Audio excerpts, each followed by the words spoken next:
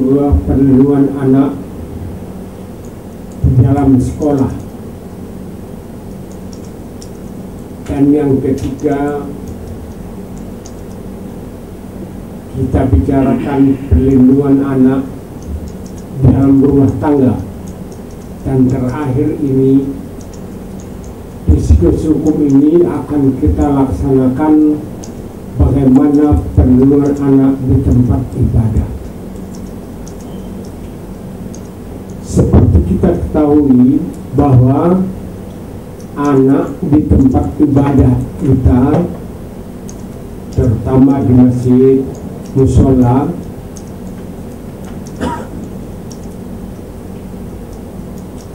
kita harapkan mereka menjadi manusia bertakwa. Jadi ada kemungkinan harapan kita berlebihan kepada anak-anak di dalam rumah ibadah. Untuk itu bagaimana perlindungan yang kita berikan kepada mereka? Ada sebagian BKM, sebagian masjid melarang anak-anak ke masjid. Jadi tidak dilindungi hak-haknya di masjid. Ada anak-anak yang melakukan kegiatan sesuka hatinya di masjid. Akhirnya masjid itu tidak teratur, tidak mencapai target yang diharapkan. Jadi dalam kesempatan ini kita diskusikan bagaimana perlindungan hukum anak-anak di BKM kita masing-masing. Bagaimana mereka kita lindungi atau kita berikan haknya, atau sama sekali tidak kita berikan. Jadi inilah yang sangat kita harapkan dalam kesempatan ini. Semua kita narasumber, jadi kita jelaskan bagaimana anak-anak, hak anak-anak kita lindungi atau tidak di dalam masjid kita masing-masing. Kami kira sekedar pengantar, nanti diarahkan oleh Saudara Rustam sehingga kita bisa lebih mengarah kepada tujuan yang kita harapkan. Billahi taufiq wal hidayah. Wassalamualaikum warahmatullahi wabarakatuh. Waalaikumsalam warahmatullahi wabarakatuh. Terima kasih kepada Ketua Komisi Hukum, Perundang-undangan, Hak Asasi Manusia dan Advokasi Majelis Ulama Indonesia Provinsi Sumatera Utara, Bapak Dr. Haji Ramdan Yusuf Ramtuti, MA. Bapak-bapak yang dimuliakan Allah Subhanahu wa taala, para BKM mungkin di sekitar Kota Medan aja nih Pak ya. Kota Medan mungkin dari Serdang yang dekat-dekat dengan Kota Medan. Setelah kita dengarkan dari sambutan dari Ketua Komisi Hukum, saatnya saya menyerahkan menit ini sampai selesai di acara kepada fasilitator kita, Bapak Rustam MA. Yang itu silakan Pak.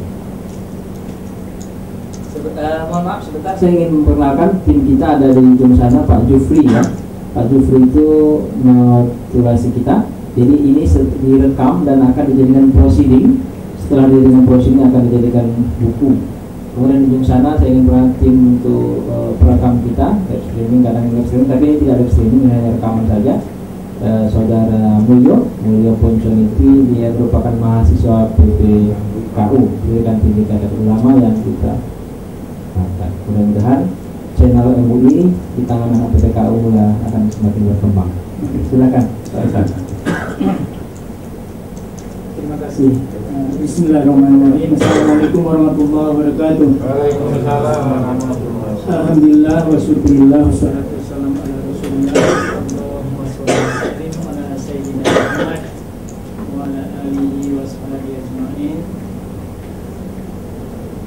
Yang sama kita muliakan Bapak Ketua, Bapak Dr. Romlan, kemudian Bapak Sekretaris Pak Akmaluddin, kemudian tim PKU, tim FGD yang ada, dan tentu saja Bapak-Bapak para peserta FGD perlindungan anak di tempat ibadah sekalian. Bapak-bapak sekalian, format kegiatan kita ini adalah FGD. FGD itu artinya Focus Group Discussion. Kalau di Indonesia kan diskusi kelompok terbatas, gitulah kira-kira. Jadi ini bukan seminar. Jadi ketika ini bukan seminar, maka saya tidak presentasi. Saya tidak presentasi dan saya bukan narasumber. Saya seperti dikatakan Dr. Ramlan tadi, saya adalah fasilitator. Saya akan memfasilitasi, narasumbernya adalah bapak-bapak sekalian.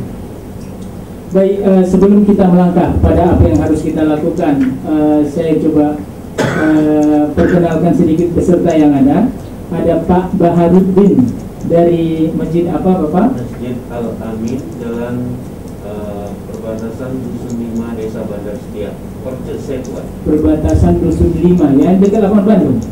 Hampir, kalau Bandung ya kira-kira. Oh, lewat lagi ya, lewat lagi ke sana ya, betul-betul. Kemudian ada Prof. Didik Santoso, ini tetangga terdekat saya, jatuh pun peniti di rumahnya saya dengar ini. Teman saya juga di UIN dari Masjid Al-Ikhwan.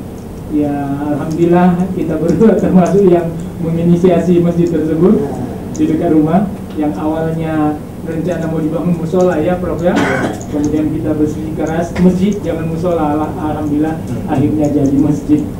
Prof. Didik Santoso. Kemudian ada Pak Jonidi dari Masjid Al-Ridho. Al-Ridho yang di Danang. Al-Ridho ya. Kemudian Pak Nasrul dari Masjid Al-Hidayah Standar Kolonia. Oh, jauh. Masjid Al-Hidayah Kolonia. Pak Nasrul, sebelahnya ada Pak Jupri, lalu di ujung sana ada Pak Beni. Dari masjid mana Bapak? Dari Al-Arif Tasbih 2. Tasbih 2, Setiabudi. Iya. Kemudian Pak Bambang dari Fosil Medan Selayang. dari mana? Fosil Medan Selayang. Dari Fosil Medan Selayang. Oh, lumayan jauh ya. Kemudian ada Pak Jamin Berutu Dari Masjid As-Sobri, Bromo Ujung. As-Sobri Bromo. Tetangga Pak Ahmad ini nampaknya ini. Kemudian ada Pak Sartono Masjid Al-Ikhlas Madio Santoso. Mados ya, belakang Jalan Rakyat ya. Iya benar. Pak Sudirman. Saya dari Masjid Arauga, Arauga yang di Jalan SM Raja Ujung, kilometer 11,5, komplek perumahan Britera. Oh, oke, baik. Baik, bapak-bapak sekalian. Nah, ini kira-kira gambaran proses yang akan kita lakukan. Namanya focus group discussion. Jadi saya fasilitator bersifat netral. Saya tidak akan memihak ke sana ke sini. Saya tidak akan mengatakan benar salahnya yang bapak-bapak ucapkan. Saya bersifat netral karena fungsi saya di sini adalah menggali informasi dari bapak-bapak sekalian. Bapak-bapak adalah narasumbernya. Maka pesertanya ini sekitar sebenarnya idealnya 8, maksimalnya 12, gitu ya. Tapi kita sudah cukup ideal di sini. Mungkin ini berlangsung nanti 1 sampai 2 jam ke depan. Direkam, sengaja direkam, bapak-bapak sengaja direkam karena kita ingin nanti outputnya ini adalah buku. Kita satukan dengan 3 FGD yang sudah berlangsung sebelumnya, sehingga nanti kita bisa bukukan. Baik, ini yang akan terjadi. Lalu untuk apa ini kita lakukan? Ada 4. Kalaupun 3 dan 4 nanti bisa kita satukan, berarti setidaknya ada 3 yang penting sekali yang akan kita coba lakukan pada pertemuan ini dengan topik perlindungan anak di tempat ibadah. Jadi fokus kita adalah tempat ibadah. Maka pertama kita akan coba mengidentifikasi. Apa yang kita identifikasi? Kasus terkait perlindungan anak di tempat ibadah. Andaikan ada kasus-kasus terkait perlindungan anak di tempat ibadah, fokus kita adalah masjid di sekitar kita atau masjid di mana kita berada. Kalau andaikan itu merupakan aib, silahkan jangan menyebutkan nama masjidnya. karena kegiatan ini termasuk kegiatan yang ilmiah, jadi kita tidak memihak, kita tidak terlalu memperdulikan identitas. Yang mau kita diskusikan adalah kasusnya, permasalahannya. Baik, itu yang pertama. Jadi kita mau coba identifikasi kasus. Nanti bapak-bapak sekalian silahkan ceritakan, oh di masjid saya pernah terjadi seperti ini, oh di masjid tetangga pernah terjadi seperti ini, misalkan, tanpa menyebutkan masjidnya, tidak ada masalah sama sekali. Kemudian yang kedua, kita mau coba diskusikan, karena kita diskusi hukum di sini, kita mau coba diskusikan apa yang mendukung dan apa yang menghambat terselenggaranya perlindungan anak di tempat ibadah dari segi normatif.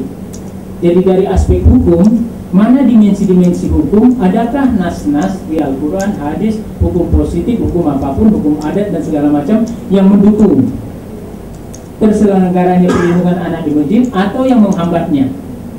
Jadi mana nas yang mendukung, mana nas yang menghambat terselenggaranya perlindungan anak di tempat ibadah. Yang ketiga, kita ingin sharing best practice. Best practice ini, andaikan bapak pernah melakukan, oh di tempat kami pernah lakukan kayak gini loh, ngurusi anak-anak di masjid itu, hasilnya positif. Nah, ini mau kita bagi di sini. Atau kebalikannya, lesson learn. Lesson learn ini adalah negatifnya. Pernah kami buat di masjid kami kayak gini, mak, gawat kali jadinya. Tak ada orang masjid jadinya. Hal misalkan. Itu adalah kejadian yang negatif. Kita lakukan sesuatu, lalu kemudian hasilnya negatif. Kita ingin ini juga kita bagikan supaya kemudian menjadi pembelajaran dan analisis kita ke depan. Lalu kemudian bagian terakhirnya kita coba akan merekomendasikan.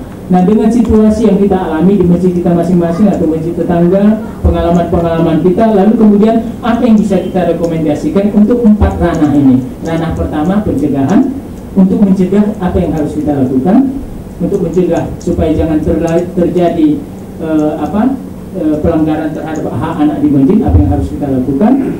Kemudian pada level penanganan, ketika sudah terjadi, lalu bagaimana harusnya kita mengurusinya. Ketika ada anak yang dipukul di masjid misalkan, lalu orang tuanya komplain, bagaimana mengurusinya, adakah rekomendasi kita terhadap hal ini. Lalu tahap rehabilitasi, pemulihan.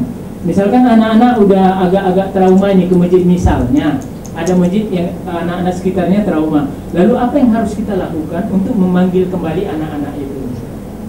Atau karena anak-anak itu pernah kena marah, lalu kemudian anak-anak merasa masjid itu menjadi tempat yang menakutkan. Nah, kita berupaya menormalkannya kembali, memancing lagi, apa yang harus kita lakukan. Nah, untuk inilah bapak-bapak dipanggil ke sini. Karena kita yakin bapak-bapak berpengalaman dalam hal ini, menyaksikan sendiri. Jadi salah satu syarat dari FGD ini adalah pesertanya wajib orang yang secara langsung terlibat. Jadi kalau bapak-bapak bukan pengurus BKM, maka kemudian bapak-bapak tidak cocok ikut di dalam FGD. Tapi karena kita yakin yang diundang adalah BKM, langsung melihat sendiri kejadiannya atau bisa jadi terlibat langsung dalam penanganannya. Nah, untuk memancing-mancing pikiran Bapak dan Ibu sekalian, saya mungkin bisa tampilkan beberapa slide. Anak dan masjid. Anak dan masjid ini, saya yakin Bapak sekalian tahu bagaimana fungsi masjid, kehadiran anak di masjid seperti apa.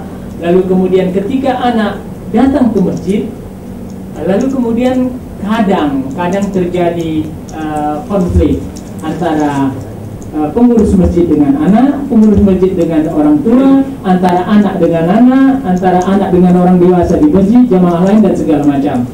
Nah, ini foto yang saya ambil ketika penelitian saya di Jogja. Saya sudah melakukan penelitian tentang perlindungan anak, masjid ramah anak di 4 kota di Indonesia, salah satunya di Jogja. Ini foto-foto yang saya ambil ketika penelitian di Jogja.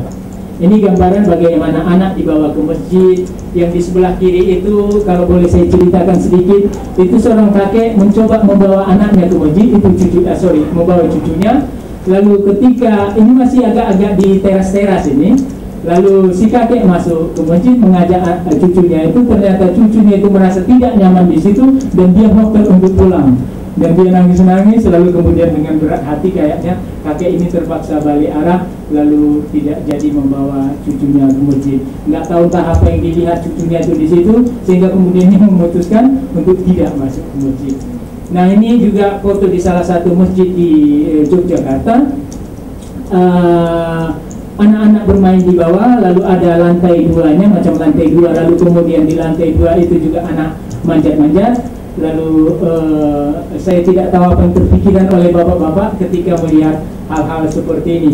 Ini juga foto sebelah kiri juga masjid di sekitar Jogja. Itu tangga ke bawah itu nggak ada pegangannya. Tangga yang ke bawah itu agak dalam juga, itu 2 meteran gitu kayaknya, dan itu tidak ada tangga pengamannya. Lalu yang di sebelah kanan ini saya ambil dari internet, ada tulisan di salah satu masjid, perhatian, dilarang bawa anak kecil ganggu yang lain. Aspek perlindungan yang mau kita bahas di ini mencakup 4 hal. Pertama, kekerasan, violence namanya. Kekerasan ini, adakah kasus kekerasan di masjid yang bapak-bapak lihat? Kekerasan bisa jadi bukan hanya pukulan. Kalau pukulan itu namanya kekerasan fisik. Ada kekerasan verbal, penggunaan bahasa. Ada kekerasan psikologis, misalkan merendahkan anak, menghina dan segala macam. Ada kekerasan ekonomi, tapi kebanyakan orang ketika mendengar kata kekerasan yang terbayang dia adalah pukul, lempar, cubit, tendang dan segala macam. Tapi bentuk-bentuk lain juga merupakan kekerasan. Ketika dia menyebabkan luka bagi si anak, luka bukan hanya luka zahir, termasuk juga luka batinnya, maka kemudian itu juga termasuk kekerasan. Abuse ini penyalahgunaan. Penyalahgunaan maksudnya menyalahgunakan kekuasaan yang kemudian menyebabkan kerugian di pihak anak, gitu loh. Jadi karena dia adalah ketua BKM, dia membuat kebijakan dan kebijakannya itu nggak pas untuk anak-anak, misalnya kayak gitu, itu namanya abuse. Karena dia cleaning service-nya di masjid itu, dia yang capek menyapu-nyapu masjid, anak naik sendalnya ke atas, lalu kemudian sendalnya itu dilemparkan ke anak tersebut. Begitu, karena dia cleaning service, dia menyalahgunakan kekuasaannya. Neglect ini adalah pengabaian. Jadi kita tak melakukan kekerasan, tapi kita karena kelalaian kita, lalu kemudian anak mendapat celaka, baik celaka fisik ataupun celaka macam-macam. Misalnya masjid lagi dalam masa perbaikan, lalu kemudian di situ ada kayu-kayu, di kayu itu ada paku misalkan, lalu kemudian anak main-main, lalu terpijaknya paku itu nama salah satu jenis dari pengabaian gitu. Atau ada anak dimarahi, kita pura-pura tidak tahu misalkan, atau ada anak luka, kita pura-pura tidak tahu, itu namanya pengabaian. Lalu kemudian yang keempat, eksploitasi. Eksploitasi ini saya gambarkan sedikit ya Bapak Ibu, Bapak-Bapak maaf, supaya kemudian lebih enak nanti diskusinya. Eksploitasi ini apapun yang kita lakukan yang menyebabkan kerugian, baik kerugian di bidang ekonomi misalkan terhadap anak, atau di bidang lain, dan itu untuk keuntungan si orang dewasa. Jadi kita melakukan sesuatu, kita yang untung, anak yang rugi, gitu kira-kira. Itu namanya sederhananya dikatakan eksploitasi. Nah, kita kembali ke awal, bapak-bapak sekalian. Dari 4 hal ini kita coba dulu merangkak dari poin yang pertama, mengidentifikasi kasus terkait perlindungan anak. Jadi perlindungan yang dimaksudkan tadi mencakuplah di salah satu dari ini, baik itu kekerasan, penyalahgunaan, pengabaian ataupun eksploitasi yang ada di masjid yang Bapak lihat.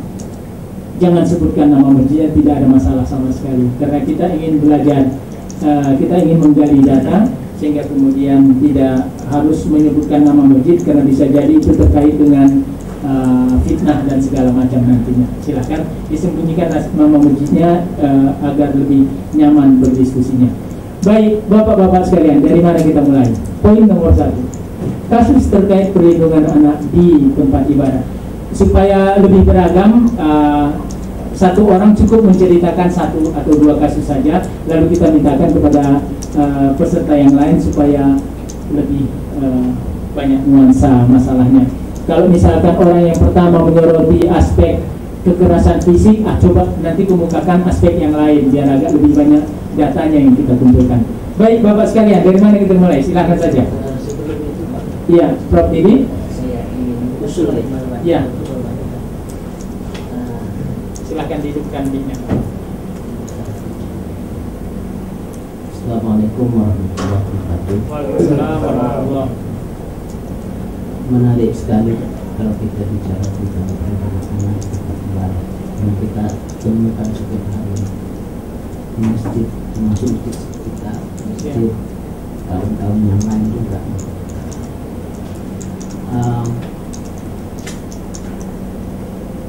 Akan lebih punya manfaat besar menurut hemat saya kalau produk akhir dari pertemuan ini adalah ada nanti sebuah model perlindungan anak ibadah. Lalu model ini kita sosialisasikan di masjid-masjid daripada hanya sekedar buku itu, hanya membicarakan persoalan-persoalan perlindungan anak. Saya usul seperti itu. Nah, mungkin tahap awalnya ini, ya. Jadi langkah berikutnya itu adalah sebuah model yang dibuat oleh MUI. Nah, gitu. Jadi kita adalah konsumennya, gitu kan. Nah, karena di sini para praktisi dan mungkin para pakar ini sayang ini dilewatkan, Pak. Ya. Nah, itulah saran saya. Baik. Terima kasih. Baik, terima kasih, Prof. Saya rasa apa yang kita lakukan ini adalah bagian untuk mengarah ke model yang Prof. Didi maksudkan. Tahapannya salah satunya adalah ini. Nanti ketika rekomendasi itu poin 3 dan 4 terutama Prof. Didi ya, best practice lesson learned itu sudah kita identifikasi, lalu rekomendasi kita masukkan, nanti rekomendasi dari seluruh bagian itulah nanti yang akan kita formulasikan menjadi sebuah model yang bisa kita tawarkan. Tapi sebelum ditawarkan model itu nanti akan ada dipanggil lagi pakar di bidang apa gitu ya, sehingga kemudian model yang kita tawarkan itu tidak mentah gitu. Nah, kemudian uji coba model. Nah, Iya, itu yang penting. Begitu sudah uji coba, baru kita sosialisasikan. Betul. Nah, itu selama ini kelemahan kita di situ. Ada metode, tapi metode itu tidak diuji coba, sehingga di lapangan tak cocok. Iya, iya. Mentah dia ya. Mentah dia. Iya, betul. Nah, kalau dunia barat begitu caranya dia. Model itu diterapkan bertahun-tahun, bukan hanya sekali dua kali. Iya, iya. Nah, mungkin ini nanti MUI akan membuat seperti itu sehingga menghasilkan sesuatu yang berkualitas. Iya. Nah, terima kasih. Menarik seperti ini. Iya, baik, silakan. Dari mana tadi? Oh ya, Pak Baharudin. Iya benar. Pak Baharudin, Iya. silakan Pak. Begini, saya langsung mengalami, mungkin tadi sedikit sebelum pertemuan ini dibuka, Bapak atau sebagian di antara kita sudah mendengar. Saya ada salah seorang jemaah kami yang menjaga anak-anak sholat, kemudian anaknya dekat betul dengan anak-anak di sekitar masjid. Nah, kemudian dia juga kami tahu beliau sangat dekat sama anak-anak, sehingga anak-anak itu nyaman aja sama dia. Nah, entah bagaimana suatu hari ketika sholat maghrib memang menduga anak-anak itu, kemudian terjadi keributan, bahkan tepuk tangan. Yang lain ketika dia pelototi aja, diam, yang lain dia malah tepuk tangan, kemudian dia pegang kupingnya, pengakuan dia, dan orang tua tidak terima. Saya sebagai BKM memediasi begitu, sehingga saling bermaafan, selesai. Saya hanya mengamati aja. Kemudian berikutnya agak kontradiksi, berarti kalau dimarahin ini anak gak terima, dan anak-anak nggak biasa rame lagi di masjid kami. Saya sendiri kadang stres, tapi nggak berani marah saya karena saya cukup pengalaman di masjid ini. Kemudian saya biari, malah ada anak Pak, kejar-kejaran. Masjid kami lagi dibangun, alhamdulillah luas. Kejar-kejaran, main kuli, ada ayahnya di situ. Kalau ayahnya pengertian. Kemudian ketika main bola sudah kelewat batas, kena kaca. Alhamdulillah nggak pecah. Baru saya keluar mulut saya, jangan main lagi, nanti kena kaca, pecah. Ayahmu nanti yang suruh ganti. Ayahnya tidak bereaksi, dia tahu betul karena pengurus BKM si ayahnya. Nah ini kan terjadi kontradiksi Pak.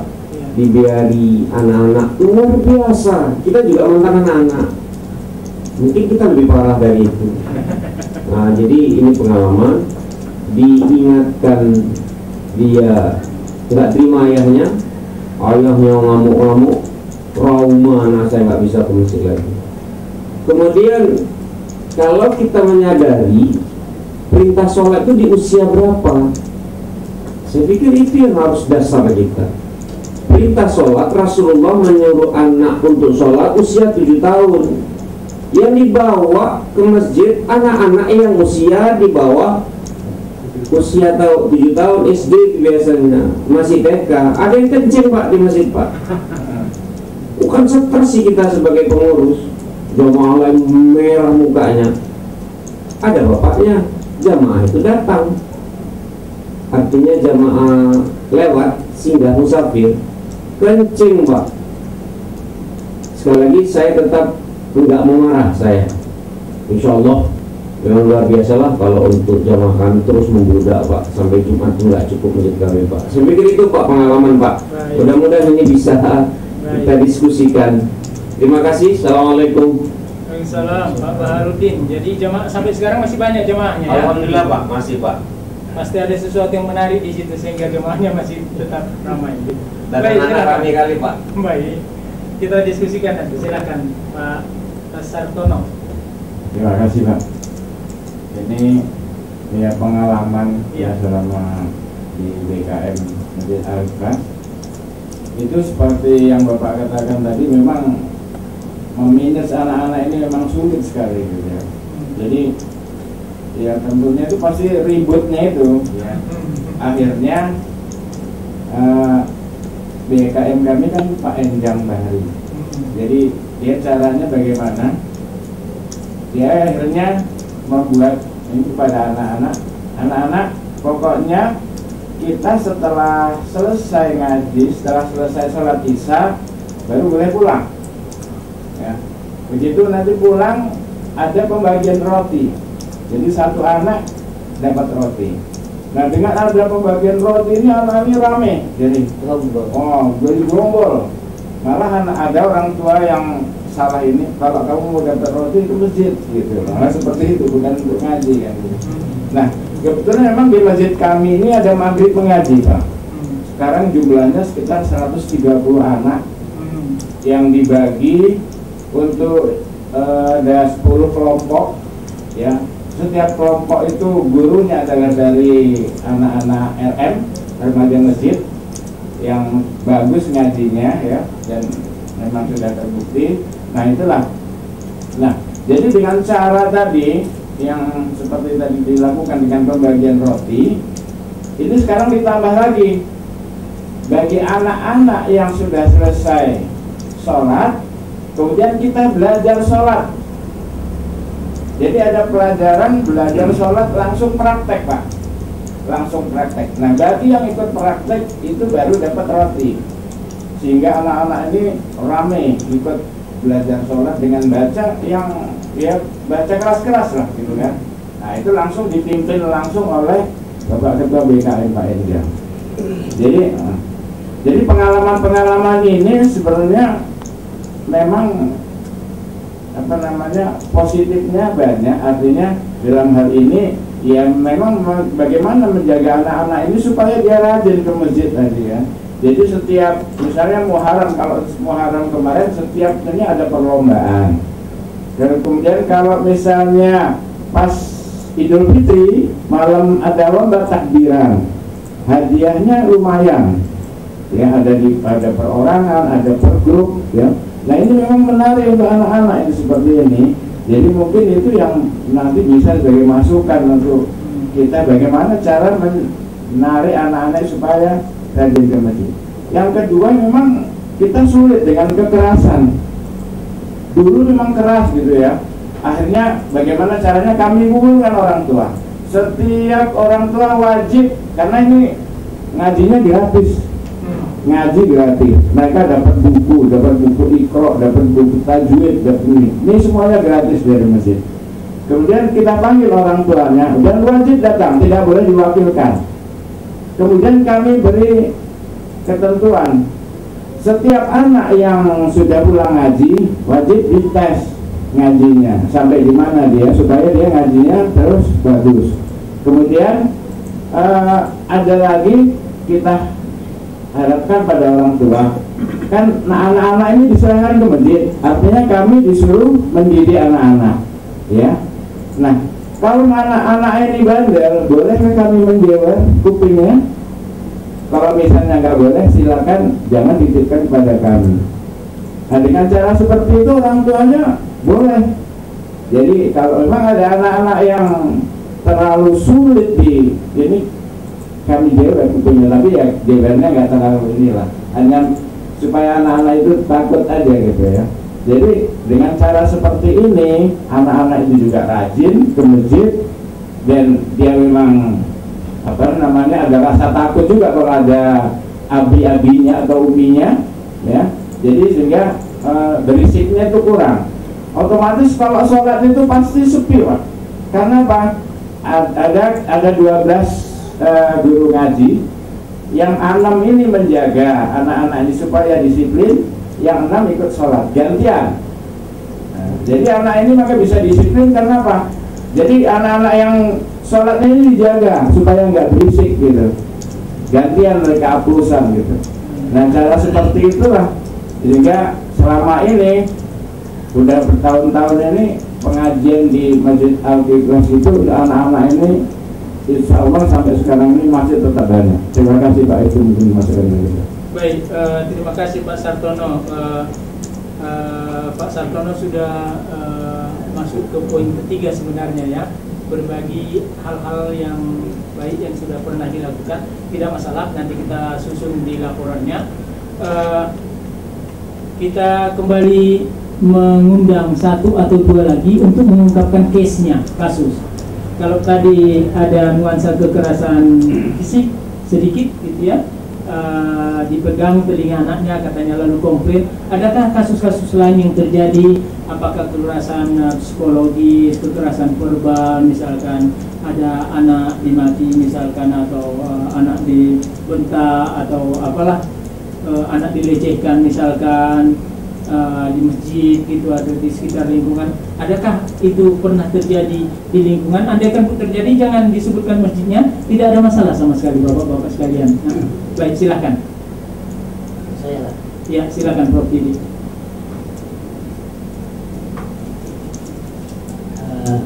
Ini ada pengalaman di depan mata saya sendiri, dan ini betul-betul kekerasan sebenarnya.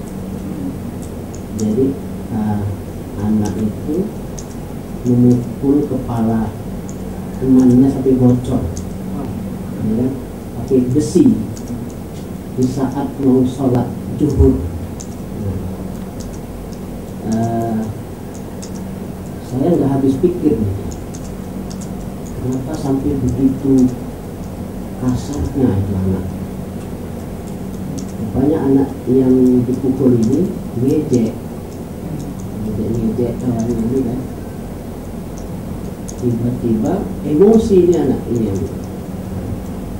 apa yang ada di dekatnya, ini mau komat ini saat juga, diambilnya tuh bocor, terpaksa berurusan dengan orang tua. Nah, itu ada di dalam masjid kayak gitu itu.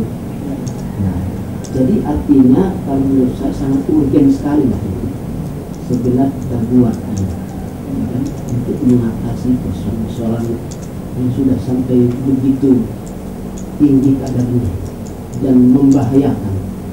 Nah, itu untuk sebentar. Baik, terima kasih Prof. Didi. Berarti itu case-nya anak dengan anak ya Prof ya? Anak dengan anak. Anak dengan anak. Jadi ada perkelahian di masjid. Silahkan Pak Jamin. Assalamualaikum warahmatullahi wabarakatuh. Waalaikumsalam warahmatullahi Terima kasih Pak Bunda. sebenarnya apa yang diungkapkan oleh bapak-bapak tadinya hampir mewakili, sambil mewakili tingkat aktivitas anak-anak di masjid. Namun mungkin sedikit-sedikit ada perbedaannya. Seperti di tempat kami, kebetulan saya berada di antara dua masjid. Pertama saya di situ ketua BKM-nya, yang satu lagi saya seksi ibadah dan pendidikan, tentu berkaitan dengan anak-anak. Di satu masjid pernah terjadi setiap sholat, terutama sekali maghrib, karena itu ramai sehingga anak-anak kami buat di luar. Tapi di luar kita buat karena tidak terawasi, sehingga ya macam lah yang ditokok lah kepala yang paling besar pula kan. Jadi kadang kami buat 1-2 orang untuk menjaga masbuk lain, gantian kami masbuk pengurus itu. Nah, dari kadang tak tertahan juga emosi itu. Tak terpukulkan lah dari belakang. Tak terpukul dari belakang karena terlalu sering dilapor sama orang tuanya, ya dengan kakeknya lah termasuk. Malah si anak berbalik mengatakan saya dipukul, padahal dia tangannya dari belakang ini kan.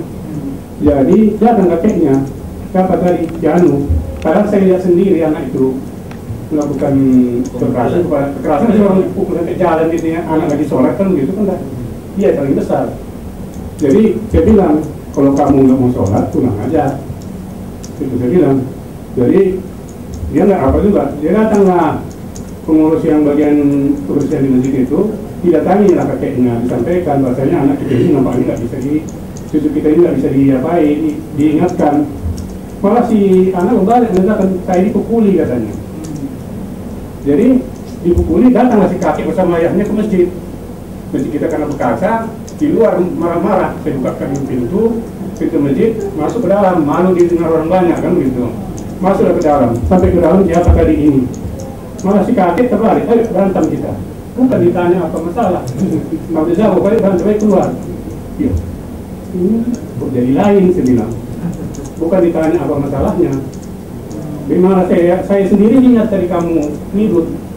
Enggak ada katanya. Gimana? Kita buka CCTV, saya bilang. Karena ada CCTV. Baru itu diam kakeknya. Kita buka CCTV, nggak terlihat, saya bilang. Nah, di situ diam kakeknya. Ya kami kan selalu menegur. Tapi kalau namanya udah tidak, ya manusia udah ada batasnya, saya bilang. Jadi jangan, kalau memang rasanya tidak nyaman di sini, anak bapak, cucu bapak, kan banyak masjid lain, saya bilang. Jangan terganggu yang lain, karena dia di dalam. Kita kasih keluar, di luar malah lebih parah. Gimana kalau anak itu sampai cacat atau luka lah, seperti yang bapak bilang tadi kan, dia paling besar di tokoknya di belakang gini. Nggak ngaku dia nggak tahu ada kamera di belakang dia kan gitu. Itu satu masjid. Kemudian satu masjid lagi di tempat saya kebetulan itu pengajian. Kami kan buat pengajian di belakang. Masjid itu ada teras belakang supaya jangan terganggu orang sholat. Nanti pas habis azan diajari sama gurunya membaca doa selesai azan. Nanti pas azan suruh disabuti, pelajari lah semua apa itu, baru nanti sholat. Yang laki-laki ke depan, yang perempuan tetap di belakang sholat. Namun dalam hal itu karena gurunya tidak ada lagi di belakang kita, dia memang ya lumayan ribut lah. Tapi gimana dibilang namanya anak-anak, apapun gitunya kan itu nggak bisa juga terlalu marah. Setelah selesai sholat, datang Pak Imam ini, dimarahi anak-anak ini, merasa dimarahi anak-anak ini si guru karena masih anak-anak SMA-nya pula kan, merasa kurang terima, merasa dia juga yang dimarahi. Akhirnya si guru malah pulang nangis, ngadu sama ayahnya. Saya nggak mikir-mikir, didatangilah imam kami ini, dimarah-marahi. Saya nggak ada marahi anak bapak. Nah, saya marahi anak-anak itu. Dan si Anu itu betul pengurus masjid. Kenapa kamu kurang kontrol? Anak-anak ini kok bisa dari sana dari sini, terganggu kan gitu. Tapi ya sampai sekarang, karena kebetulan pas waktu itu saya nggak di situ, saya takut juga langsung menjumpai mereka karena harus sama-sama dingin kan. Kalau saya datang ke rumah, udah nggak betul lagi. Saya tanya Pak Imam ini, diceritakannya saya marahi dia. Jadi kok sampai begitu, saya bilang. Tapi orang tua si anak ini belum saya datangi, takut saya balik lagi kamu nanti kan. Biar harus tenang. Setiap sholat tetap saya di samping dia. Orang tua anak ini, mana tahu ada keluar dari mulut dia kan. Tapi sekarang saya belum ada. nanti ya nampaknya wajah-wajahnya masih masa pasal jumpa imam ini masih kurang apa lah. Jadi mungkin ada waktu tertentu yang menyelesaikan itu. Padahal sama-sama pengurus jemaah ini. Nah, hanya kurang terima. Padahal si anak itu bukan dimarahi. Karena merasa anak itu dimarahi karena suara, akhirnya si gurunya malah nangis pulang. Nah, nanti saya bagaimana? Belum bisa apa. Itulah pengalaman dari kami. Baik. Assalamualaikum warahmatullahi wabarakatuh. Salam, terima kasih Pak Jamin. Satu orang lagi kita undang sebelum kita beralih ke poin kedua tentang faktor pendukung penghambat secara normatif. Adakah? Baik, kalau tidak ada, saya yakin banyak sekali. Cuman mungkin bapak-bapak merasa sudah terwakili yang lain. Andaikan kita buka skopnya lebih luas lagi, misalkan tadi kan terfokus hanya kepada saat pelaksanaan ibadah. Kan ceritanya tadi lebih banyak ketika mau sholat gitu. Banyak dimensi lain sebenarnya yang bisa kita lihat, misalnya ketika apa yang terjadi di halaman masjid misalkan gitu, apa yang terjadi di dalam masjid tidak ketika sedang ibadah berlangsung misalkan gitu. Karena masjid kan 24 jam ini kan didatangi anak terus ini. Kita kan fokusnya ke anak kan datang mulai dari subuh itu anak datang itu, habis sarapan nanti main ke masjid, siang-siang main ke masjid. Nah itu kan banyak yang bisa terjadi di situ. Baik antara anak dengan BKM, antara anak dengan anak, ada case tadi dikemukakan oleh Prof. Didi, atau antara anak dengan guru ngaji seperti dikemukakan oleh Pak Jamin tadi. Jadi bisa jadi kejadian-kejadiannya bukan dalam rangka terselenggaranya ibadah makhluknya, tapi dalam hal-hal lain yang ada di lingkungan masjid itu. Tapi baiklah, nanti saya akan mencoba memancing bapak-bapak sekalian untuk melihat hal itu lebih detail lagi. Coba kita beralih ke poin kedua, bapak-bapak sekalian. Perspektif normatif, artinya dari aspek hukum. Kalau kita bicara tentang hukum Islam, maka bicara tentang Al-Quran, hadis, ijma' qiyas. Lalu kemudian kalau kita bicara tentang hukum positif, maka hukum positif di tingkat internasional ada namanya CRC, Konvensi Hak Anak, Convention on the Right of the Child, Konvensi Hak Anak Dunia, dan itu diratifikasi oleh pemerintah Indonesia, dinamakan KHA, Konvensi Hak Anak. Nah itu kalau secara hukumnya. Lalu kemudian ada hukum positif dan sebagainya. Kita coba melihat apa yang dimiliki oleh norma-norma yang ada, baik itu norma hukum agama, norma hukum positif, norma hukum budaya yang bersifat mendukung atau yang bersifat menghambat terselenggaranya perlindungan anak di masjid. Kalau kita coba misalkan satu persatu lah, dari segi adat misalkan, bagaimana tradisi yang ada di sekitar lokasi. Kalau di situ misalkan adatnya adat Batak atau adatnya adat masyarakat Melayu, adakah norma-norma yang ada di masyarakat itu yang bersifat mendukung terlindunginya anak di masjid atau malah memungkinkan terjadinya kekerasan di masjid terhadap anak gitu? Ada nggak secara norma adat, norma kultur misalkan, atau norma positif dari segi hukum Islam misalkan? Cobalah saya yakin di sini Ustadz ini kita coba merambah dari dimensi hukum Islamnya lalu. Secara normatif dalam Al-Quran dan hadis, apa yang dikatakan tentang kehadiran anak di masjid?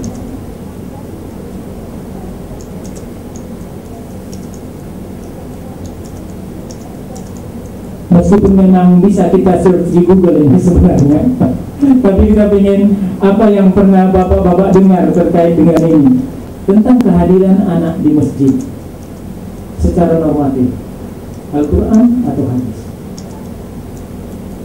Adakah pernah terdengar bapak-bapak penduduk?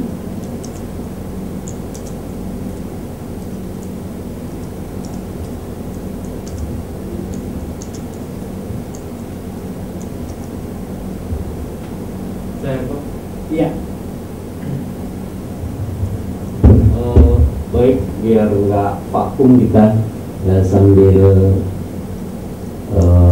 yang dimaksud dengan fasilitator kita adalah berkaitan dengan nos kita. Sekarang kan saudara kita dari salaf, mereka punya dasar anak boleh sholat di sebelah kita. Itu hampir rata saudara kita salaf. Kalau mungkin bapak-bapak, saudara-saudara sekalian menjumpai saudara kita salaf membawa anaknya sholat, bahkan yang masih usia 3 tahun. Saya sudah berulang menjumpa. Sementara masjid itu berpahamkan mazhab Syafi'i. Mazhab Syafi'i mengajarkan bahwasanya anak yang belum baligh berakal atau memayit, mereka bukan memutuskan saf, tapi sangat dikhawatirkan ketika mereka buang air kecil, belum pandai mereka untuk beristinja, kemudian kena dengan pakaian kita. Itu ada diajarkan kita supaya mereka di saf di belakang. Sebagian lagi nas mengajarkan anak yang belum balik berakal itu memang safnya di belakang orang tua, di depan ibu-ibu. Kemudian ada lagi nas mengajarkan kalau belum usia 7 tahun nggak usah dibawa ke masjid, ajarkan dulu di rumah. Ini yang harus kita sampaikan kepada jamaah. Dan sebahagian kalau pengalaman pribadi saya, ketika dimulainya sholat maghrib atau sholat yang lain atau sholat Jumat, saya sangat menganjurkan kalau ada orang tua yang sangat bersikukuh untuk membawa anaknya sholat ke dalam yang belum baligh berakal, maka saya suruh ambil sudut paling kanan atau sudut paling kiri, anaknya letakkan di sebelah Pak, dengan tidak mengurangi rasa hormat kami. Itu saya sampaikan. Sehingga mungkin bahasa juga kadang-kala walau kata-kata memang kita menyadari, tapi kalau kita berusaha dengan kata-kata yang arif bijaksana, mungkin tidak sampai menyinggung perasaan daripada orang tua. Saya sangat mengapresiasi sekali dengan para BKN. Luar biasa nih Pak BKN di lapangan Pak. Mulai dari anak-anak, kemudian fakir miskinnya, kemudian nggak enak Ustaz pun kita harus siapkan Pak. Nggak enak Ustaznya Pak, ganti Pak Bahar. Nah ini pun sering kita ngalami. Tapi tidak itu mencuat ke sana kita bahas tentang masalah anak. Saya pikir itu Pak. Baik. Jadi berdasarkan pemahaman Pak Baharudin, itu anak secara implisit Pak Baharudin mengatakan anak yang belum balik itu tak perlu ada di masjid. Kalaupun ada di masjid harus adalah peraturan tertentu supaya kemudian kedatangan mereka tidak menimbulkan ketidaknyamanan bagi jamaah yang lain. Baik, bagaimana pemahaman saudara-saudara yang lain? Silahkan. Kita boleh saja berbeda pendapat. FGD ini malah forum untuk berbeda pendapat nih. Silakan. Silakan Pak Beni. Jadi ini termasuk pengalaman pribadi Pak ya. Iya. Saya sebagai orang tua, anak saya 3. Jadi yang laki-laki 1, ini pengalaman untuk mengenalkan bagaimana anak-anak ini bisa dekat ke masjid Pak. Memang di tahap awal, kalau anak belum mengerti, terutama di bawah usia sampai dengan 3-4 tahun itu masih belum mengerti Pak. Jadi dia lebih baik kita didik di rumah. Tetapi setelah dia sudah mulai bisa berinteraksi, mempunyai teman, apalagi dia mulai sekolah TK, di situ sudah mulai banyak dapat pendidikan selain di rumah juga, kita kenalkan bisa kita bawa ke masjid. Tentunya selalu kita dampingi. Bahkan kalau di masjid itu tidak terlalu ada saf tersendiri untuk anak-anak, sebaiknya apalagi anak kita belum terbiasa, seperti yang Pak tadi bilang, itu bisa sebagai orang tua kita bisa ambil saf paling pinggir, kita pepet dia anak ini. Jadi kita pun bisa mengawasi dia, dia tidak main-main dan sholatnya bisa terjaga khusyuk karena dekat dengan kita. Beda lainnya kalau kita lepas, Pak. Kita lepas dengan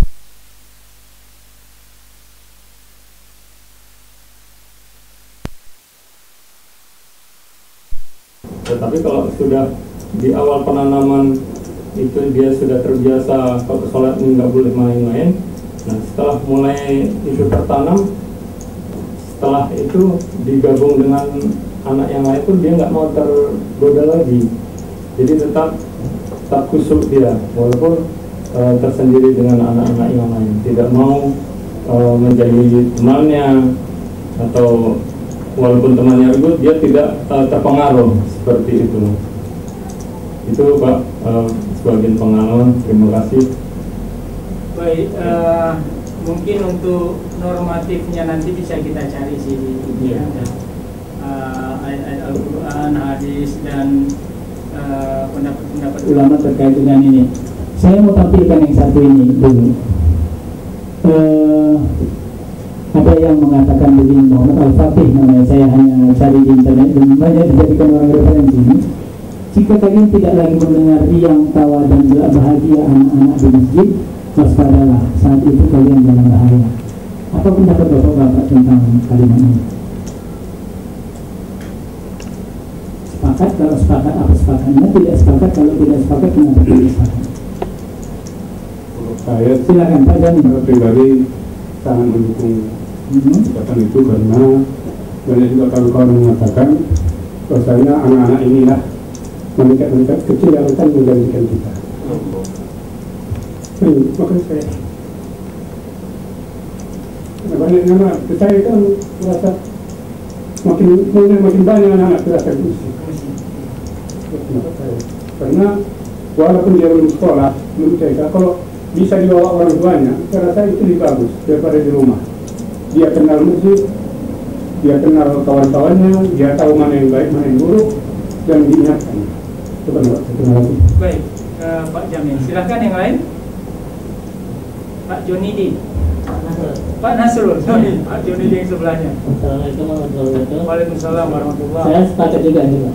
Karena anak saya pun kalau mau masjid itu tahun-tahunnya dibawa gitu. Jadi dia kalau ada tantangan semangat, pakai semangat dia gitu. Ya. Nah itu kalau itu. Waalaikumsalam warahmatullahi. Ada tamu kita yang baru, Bapak Bahrumsa. Bapak Bahrumsa dari masjid mana Bapak? Istiqomah Pak. Istiqomah mana? Jalan Tengah. Jalan Tengah ya. 158. Baik. Nah, adakah bapak-bapak lain yang mau mengubah pendapatnya tentang kalimat ini? Silakan, Pak Bambang. Assalamualaikum warahmatullahi wabarakatuh. Waalaikumsalam warahmatullahi. Saya sangat setuju sekali dengan pendapat ini. Mengingat di era teknologi yang saat ini, pikiran anak-anak kecil sekarang sudah diracuni oleh seperti HP gitu kan. Ini sangat berpengaruh minat-minat anak-anak. Kalau nggak kita biasakan mereka ke masjid, takutnya mereka lebih pasif di rumah aja, cenderung hanya bermain HP gitu. Terjadi di lingkungan saya juga.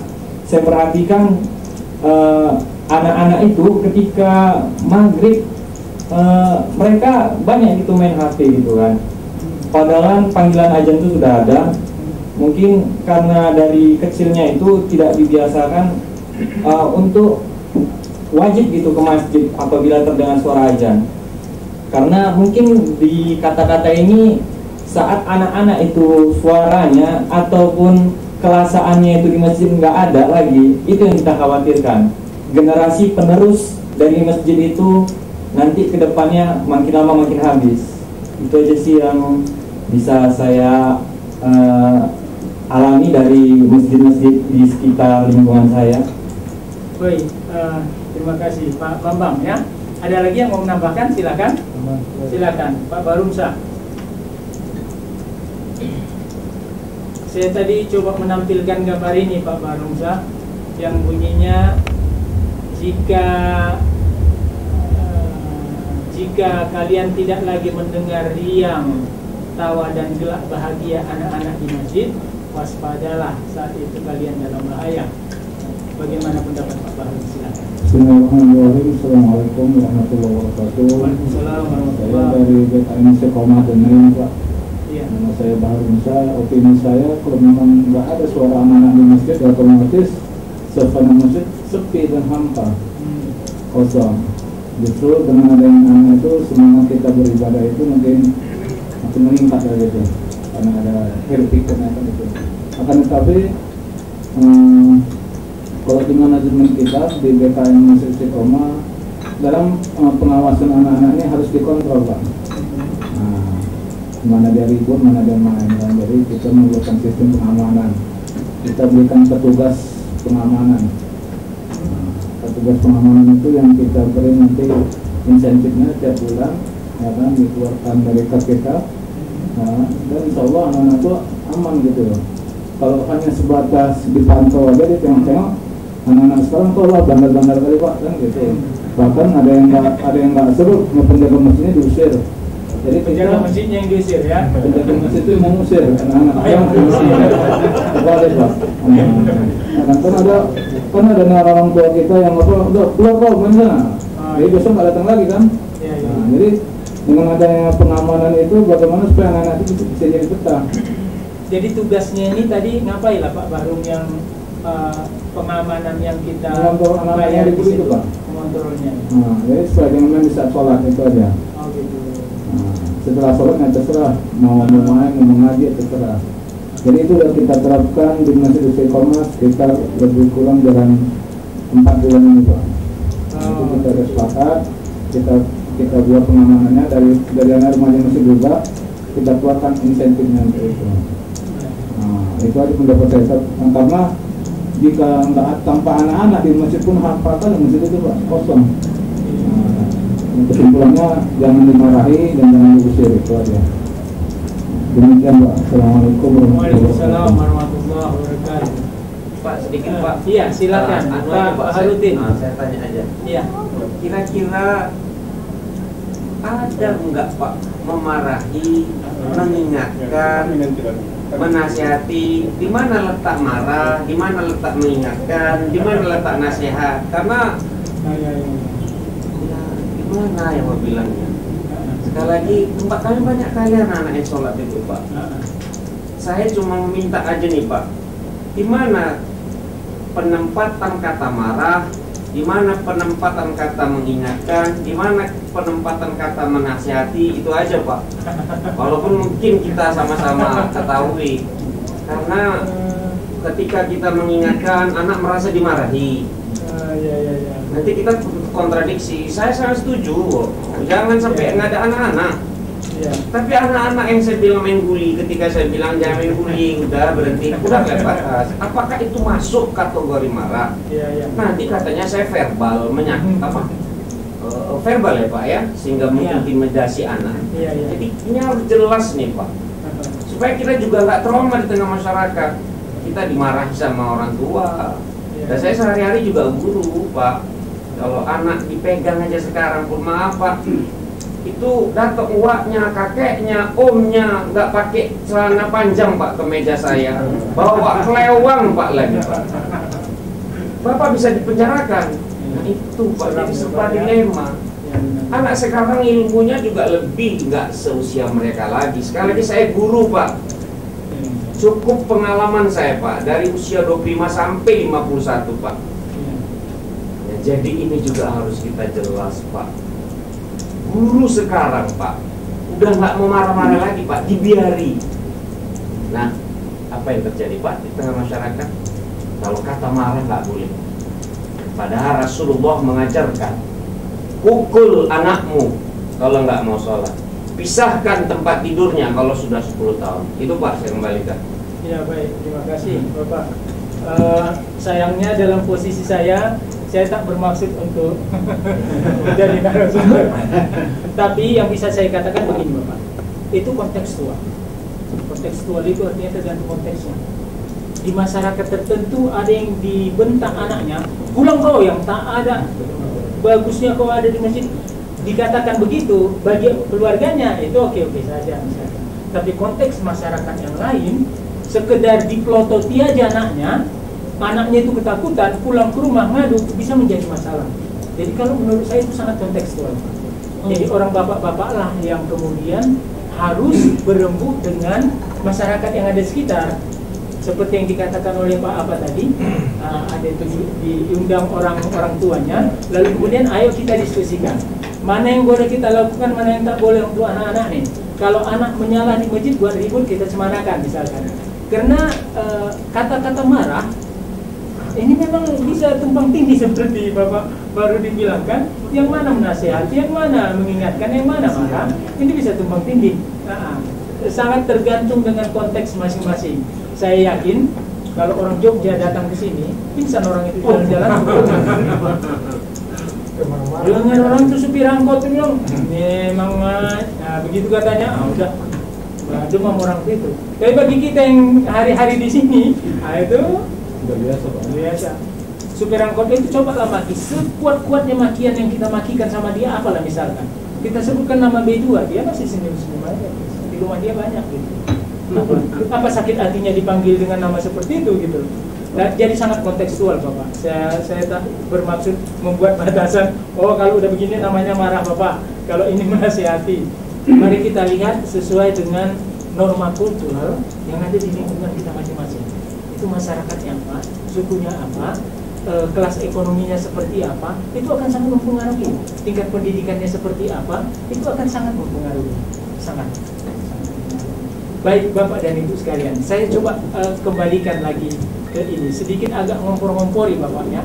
Begini, kalau Bapak tadi mengatakan kalimat ini betul, jadi kalau tak ada lagi yang tawa anak di masjid, maka kemudian waspadalah. Pertanyaan saya, ada beberapa pertanyaan saya. Pertama, apakah kita lebih membiarkan anak di luar masjid yang bisa jadi di warnet, di lapangan atau di mana, daripada dia berada di masjid dan kita direpotkan olehnya? Ini pertanyaan yang silakan Bapak-bapak jawab sendiri. Apakah lebih bagus kita biarkan anak itu entah di mana, tidak di rumahnya yang pasti ya, di tempat main yang lain, mungkin di lapangan bola, mungkin di warnet, mungkin di kongko-kongko dengan orang yang agak-agak dewasa, di kafe-kafe, daripada mereka berada di masjid. Tapi ketika mereka berada di masjid, maka kemudian kita akan direpotkan olehnya. Ini pertanyaan alternatif yang silakan Bapak-bapak memilihnya. Nah, kalau kemudian Bapak mengatakan anak itu ya cocoknya di masjid lah, maka pertanyaan saya kemudian, kalau kita merasa anak lebih baik berada di masjid, sesiap apa kita sebagai orang dewasa? Sesiap apa kita sebagai orang dewasa yang memiliki pengetahuan lebih banyak untuk mengakomodasi kepentingan anak di masjid? Sesiap apa gitu loh.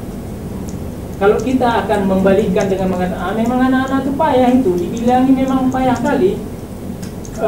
Kalau memang tidak payah dibilangi, kayaknya bukan anak-anak nih. Jadi anak-anak itu memang dunia anak-anaknya gitu loh, kira-kira gitu ya. Lalu kemudian siapkah kita sebagai DKM dengan segala macam keahlian kita, apa yang kita miliki emangnya untuk memungkinkan anak-anak itu merasa tertarik datang ke masjid misalnya? Silahkan Pak Rumsyah. Ya, kalau pandangan kami sih dalam hal ini gimana itu kembali ke siap hasil mereka itu tergantung manajemennya Pak. Karena kami pun selaku pengurus dilema juga ini Pak. Dilema dan semalakama kan gitu. Karena pernah contoh kasus saya ya, kita contohnya anak-anak tadi sempat yang kita marahin makin kurang ajar. Ya, nah tidak biarin juga melunjak kan gitu Pak. Jadi bahkan jika kita contohnya disentil aja gitu, orang tuanya ngamuk bahkan sampai berantem. Ada pernah kejadian berantem kedua, nggak suruh ya kan. Nah kita pisahkan. Nah, kebetulan memang beda paham pula, yang satu paham salafi, yang satu paham apa yang nggak tahu. Jadi kebetulan pula kena birunya ya. Udah benar nanti sebab tapi kita sebagai PKM udah kita pisah. Nah, kita kan di masjid kita kan kok kita kan umat itu ikhwan. Ya kan masalah paham itu masing-masing, mungkin dengan berkeributan kan gitu. Nah, jadi di situ jadi ada masalah sepele kecil dari anak-anak tapi apa berperan. Nah, jadi saya pun solusinya kita ambil jalan tengah aja, ya kan? Ya udah. Dan kali kita sering nasihat dia dihubungi Pak. Karena kita juga sebagai pengurus masjid jujur aja dilema tentang anak-anak ini Pak. Makanya kita ciptakan, kita terapkan sistem pengamanan tadi. Nah, apa kita dari BKM buat kas untuk apa? Buatkan insentif tadi yang saya bilang untuk penjaga masyarakat pengamanan tadi itu. Nah, siapa pun kita masalah itu, mungkin anak-anak itu kita kontrol itu Pak. Misalnya, kok sampai kita usir, kita apa, kita marahi, ya itu akhirnya makin tahu lah seperti Bapak bilang anak-anak sekarang. Bahkan yang istilahnya mau kita tengok, bukan main HP aja lagi sekarang anak-anak Pak. Bukan karena main HP lagi, kita bisa pantau anak-anak sekarang jadi badut-badut itu Pak. Badut-badut bawa speaker itu. Kedua dengan itu lagi viral itu Pak, lagi apa? Tren. Badut-badut itu. Apa mereka tahu musik kan enggak? Nah, di situ aja, di situ apa? Menjelang maghrib, di situ anak-anak pakai badutnya dengan joget-jogetnya. Karena apa? Faktor nggak sekolah kan? Nah, jadi yang apalagi yang terjadi masyarakat sekarang ini masalah virus COVID ini oke masker kan gitu kan, ini mah agak melenceng sedikit ya kan, efeknya apa seperti di pasaran bebas atau bebas sekolah kenapa nggak bebas ya itu akhirnya dampaknya kan ke anak-anak nggak sekolah kan gitu. Nah itu kan salah satu dilema juga tuh, gimana supaya kita bersama untuk mencari solusinya Pak. Kalau kami dari BKM kami solusinya seperti itu. Karena kita sudah sepakatnya apa-apa kita keluarkan biaya untuk petugas pengamanan sebulan sekian. Nah yang penting anak-anak itu dikontrol Pak. Itu ya tanggapan dari saya Pak. Baik, ya, terima kasih. Silakan Pak Sartono. Iya, terima kasih Pak. Jadi dalam hal menyikapi bagaimana cara anak-anak itu biar ributnya itu bermanfaat buat masjid gitu kan. Jadi makanya kami buat maghrib mengaji. Ada maghrib mengaji sehingga mereka itu begitu habis maghrib, habis sholat maghrib langsung mengaji dan dibimbing oleh guru-gurunya. Setiap kelompok itu 10 orang. Jadi ada 13 kelompok itu 130 orang. Dan itu alhamdulillah mereka ributnya ngaji, suara mengaji sama-sama. Itulah yang apa namanya solusi untuk mengatasi agar anak-anak itu tidak ribut. Kemudian gitu juga nanti sholat, pada saat sholat ya tadi harus dibimbing kan. Ya memang dibimbing, ada bimbingnya karena gurunya ada 13 dibagi 13 yang misalnya 7 orang yang jaga, 6 orang nanti ikut sholat. Minggu depan nanti di hari besoknya lagi mereka gitu gantian gitu, sehingga mereka ributnya itu ribut karena ya sholat ya biasa lah anak-anak walaupun memang udah tidak ini kadang-kadang masih ada cerita gitu ya, tapi ya kita maklumin aja karena kita juga pernah kecil kan gitu. Jadi ya seperti itu. Karena apa ya, anak-anak ini kan akalnya belum ada dia, mana yang baik mana yang buruk itu belum tahu dia, mana yang bagus. Pokoknya ya saya ikut sholat walaupun ngobrol itu ya menurut saya bagus gitu, cuman kita ngomongnya bisik-bisik aja kan gitu. Nah itu ya udah kita nggak apa-apa, yang penting tidak membuat keributan. Itu mungkin Pak dari saya. Terima kasih. Iya baik, silakan lagi Pak Nasrul. Nah ini saya setuju, anak-anak itu tetap di masjid juga. Oke, macam di masjid di Gantares Pak, di situ ada perpustakaan masjid. Itu di belakang wanita itu ada tempat permainan anak gitu. Dan itu macam anak-anak di internet bagusan di masjid itu ada wifi-nya, jadi anak-anak lebih ke masjid. Jadi membuat hal-hal yang menarik bagi anak di masjid, iya. Supaya mereka datang. Iya. Baik, bapak-bapak sekalian, coba kita lihat dalam dimensi yang agak lebih luas. Ada anak-anak ini jelas harus dilindungi, wajib. Dan yang melindunginya adalah kita orang dewasa, ya kan? Di atas sana ada keluarga, di atas keluarga ada komunitas, kampung, nasional, internasional. Nah, BKM itu berada di komunitas itu, komunitas ya, community BKM. Kita sebuah lembaga BKM. ngurusi masjid. Yang jamaah kita jelas bukan hanya orang dewasa, ya kan? Sepakat ya gitu bahwasanya anak-anak itu adalah bagian dari jemaah kita. Sepakat, baik. Jadi jamaah kita ada orang dewasa, ada remaja, ada anak-anak. Pertanyaannya kemudian, sebagai sebuah lembaga, apakah kita sudah memiliki aturan yang jelas tentang bagaimana menyelenggarakan organisasi DKM di masjid? Adakah aturan yang jelas tertulis? Misalnya, ketika misalkan Bapak ungkapkan tadi kasus-kasus ada BKM yang memarahi lalu tak diterima, lalu kemudian ada orang datang ngamuk-ngamuk sama anggota BKM atau pengurus BKM. Pertanyaannya, ketika ini terjadi, kita merujuk kemana? Kita merujuk kemana? Adakah aturan yang sudah disepakati? Penelitian, saya sudah 3 tahun Bapak-Bapak sekalian melakukan penelitian tentang manajemen BKM, dan saya sudah presentasikan di Malaysia 1 kali, kemudian di Belgia 1 kali. Dari penelitian saya itu terungkap memang hampir tidak ada ya BKM yang memiliki kebijakan tertulis terkait dengan jamaah-jamaahnya. Nggak ada. Bagaimana memperlakukan anak di masjid, nggak ada tertulis. Jadi masing-masing anggota BKM dengan cara pandangnya sendiri. Sehingga kemudian ketika terjadi konflik, nggak ada rujukannya. Nggak ada rujukannya. Kemana kita tengok ini, kejadian ini? Nggak ada rujukannya. Penelitian saya itu menunjukkan memang hampir tidak ada. Kecuali masjid yang sangat bagus, misalnya Masjid Jogokarian yang ada di Yogyakarta. Mereka punya ini SOP-nya, ada SOP bagaimana mengurusi kejadian kayak gini, bagaimana kayak gini. Selebihnya tidak ada. Padahal kita adalah sebuah organisasi yang legal. Legal ada ini kan di SK-kan oleh KUA. Tapi kemudian kita tidak punya manajemen. Apakah ini bagian dari sesuatu yang harus kita perbaiki atau tidak menurut Bapak-Bapak sekalian? Saya menemukannya di penelitian saya yang kemudian saya kemas menjadi beberapa pelatihan. Salah satunya adalah pelatihan ini indikator MRA, indikator masjid ramah anak. Salah satunya dikatakan di situ ada komitmen tertulis. Di sini ada komitmen tertulis.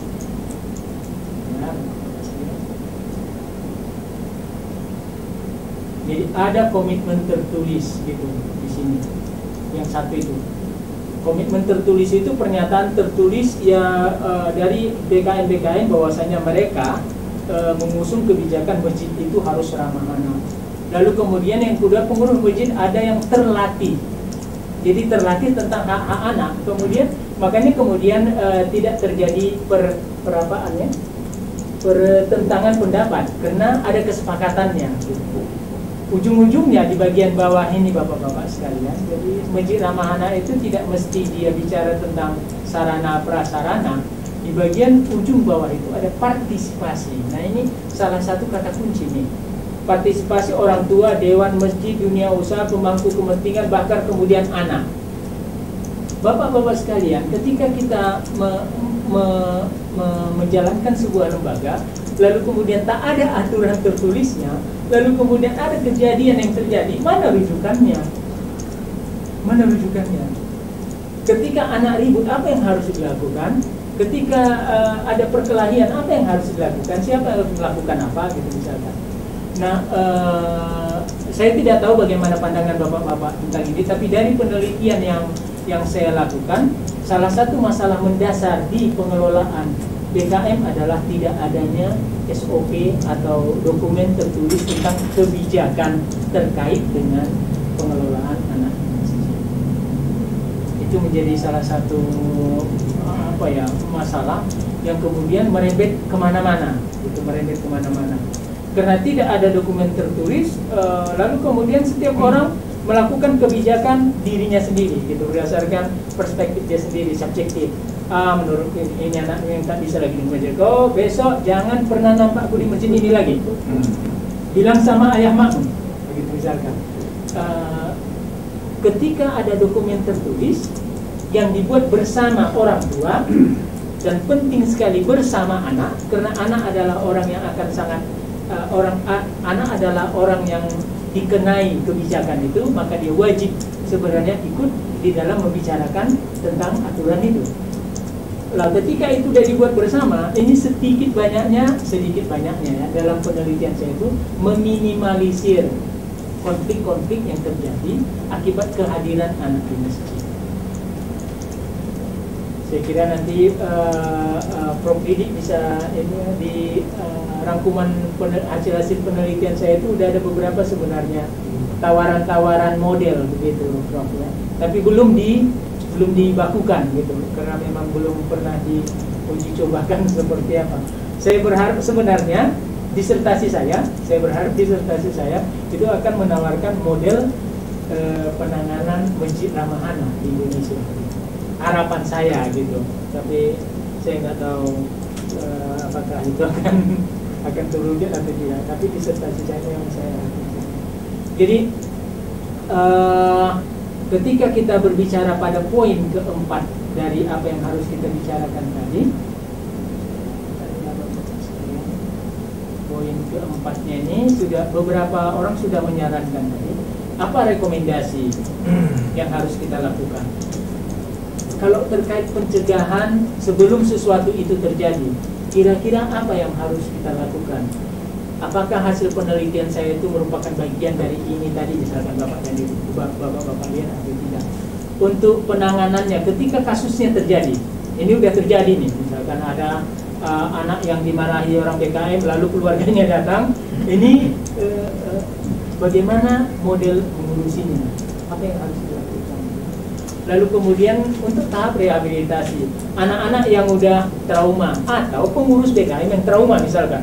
Ya bisa jadi jangan kita menganggap si anak saja yang harus jadi korban, karena kadang-kadang juga BKM jadi korban, dilabrak gitu ya. Nah, ini apa yang harus dilakukan? Adakah bahan masukan dari bapak-bapak sekalian? Silakan Pak Jonidi. Terima kasih Pak. Ini belum masuk. Gak salah panggil saya nih kan? Ya, ini belum masuk dalam sharing pengalaman, masih.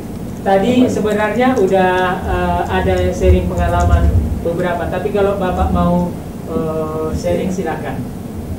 Mungkin saya coba sharing saja. Iya, silakan Pak. Karena saya lihat tadi kan ada agendanya pertama identifikasi, kita kan sudah loncat-loncat, jadi saya belum lihat. Sekarang coba yang daripada tidak saya sampaikan nanti takut terlewatkan. Iya.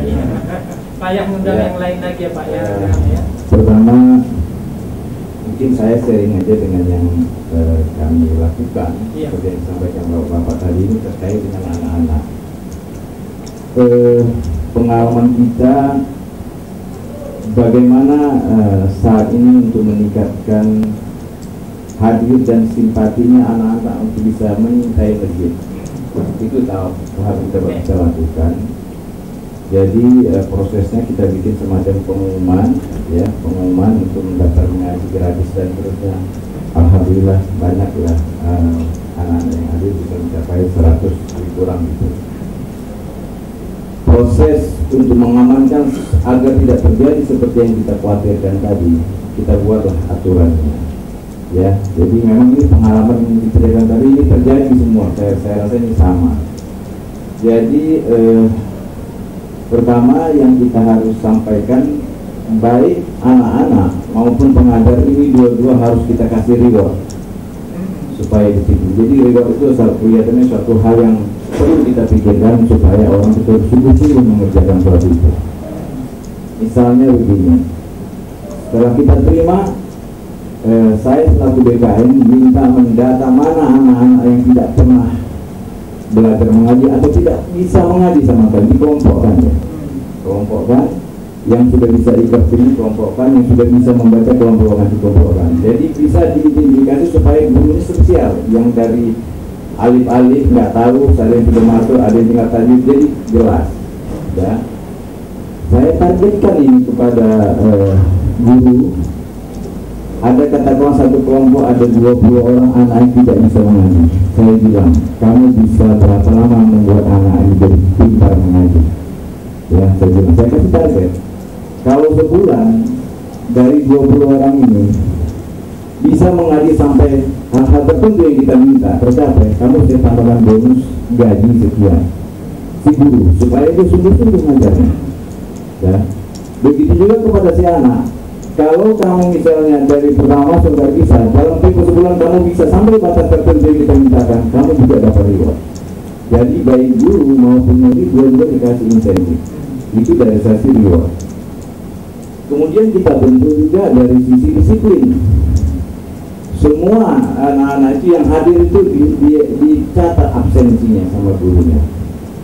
Jadi kita minta bagi anak-anak mengaji yang tidak pernah absen satu hari pun, itu dapat hadiah lagi.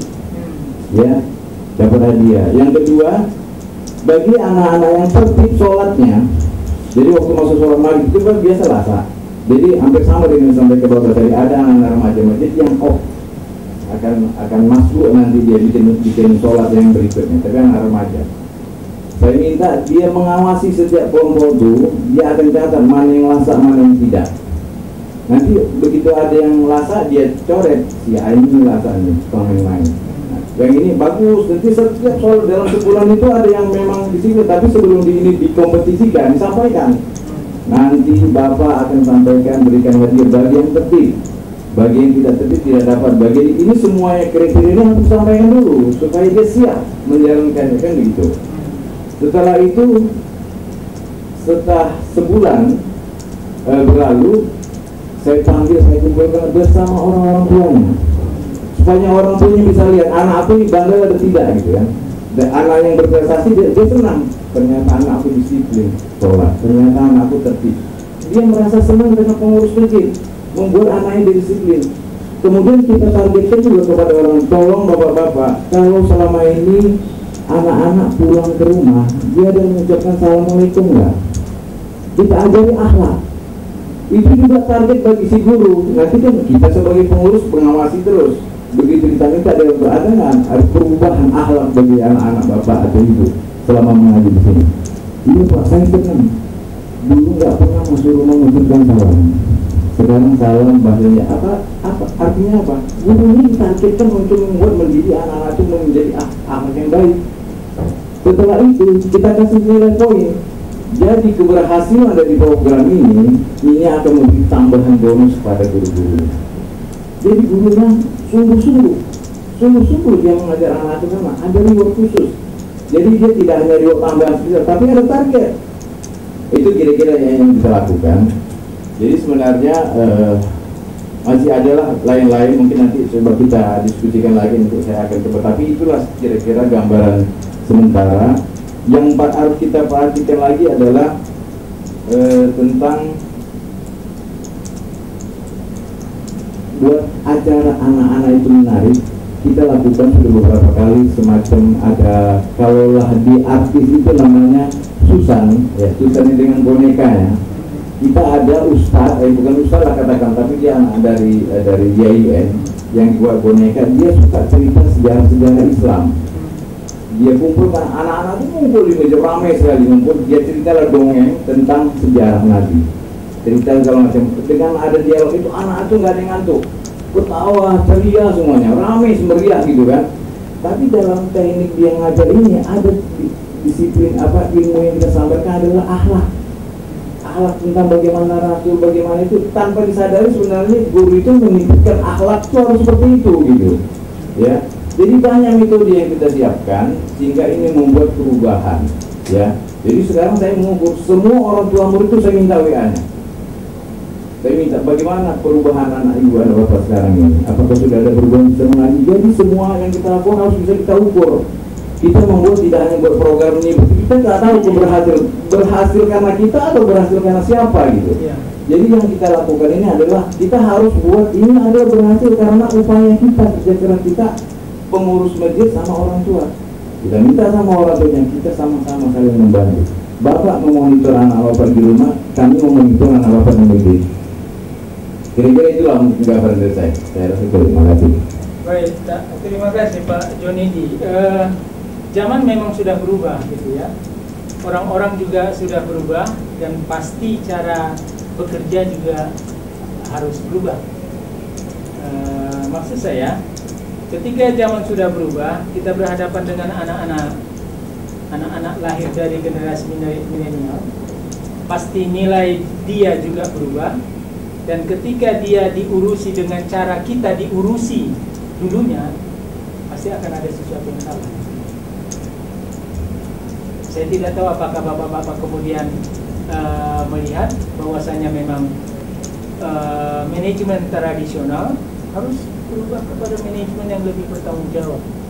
Ketika Pak Joni mengungkapkan konsep reward dan punishment, misalkan ada ganjaran, ada hukuman, gitu ya, dan ini dibicarakan dengan komite, dibicarakan dengan orang tua, dibicarakan dengan tokoh masyarakat, lalu kemudian ada pengetahuan, lalu kemudian orang-orang DKM itu ada skillnya.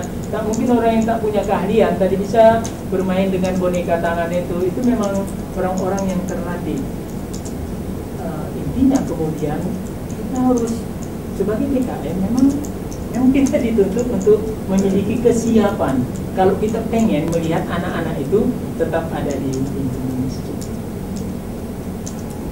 Andai kita berpikir dari dimensi anak-anak, ini seorang anak, dia mau main-main. Kemana dia harus main-main? Dia kan mencari tempat menarik untuk main-main.